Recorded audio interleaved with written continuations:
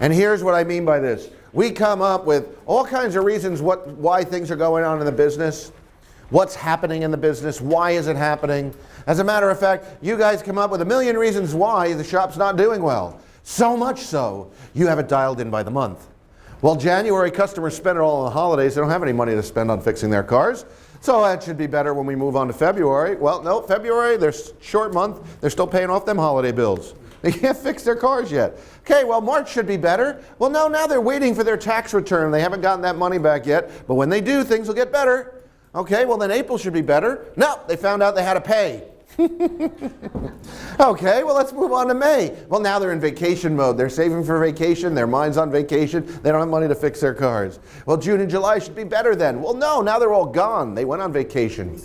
They're all disappeared. They're gone. They're on the beach somewhere, just like these guys here. So they're not even around to fix their cars. Well, August should be better. They get back from vacation. Well, yeah, they are back from vacation, but they spent too much money on vacation, so they don't have any money to fix their cars. Now when we get to September, I know you all have the excuse for this one. Back to school, exactly. Mom's taxi going back into service. They don't have any time for anything else. They're back in school for sure. Now October's coming up. That should be a better month. Well, no. It's a weird month. Can't quite have that one figured out yet, but it's just weird. You know, I don't know. The weather's changing. Friday the 13th, Halloween. It's just weird. And November and December, we get right back into the holidays. Now, when you have this viewpoint, if this is the case, just when are you going to make some money?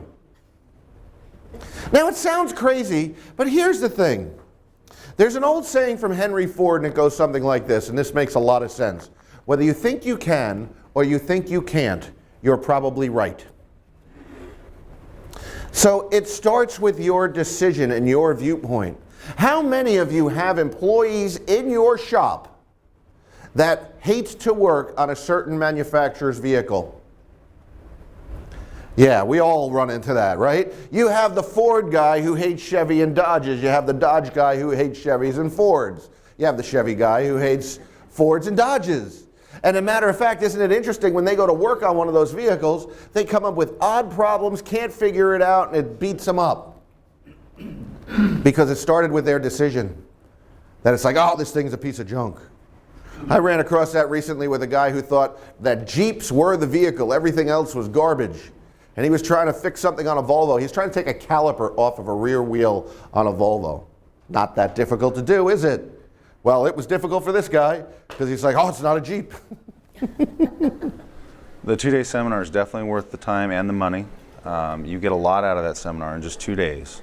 You realize that all the things that you thought were right aren't quite the way it should be done.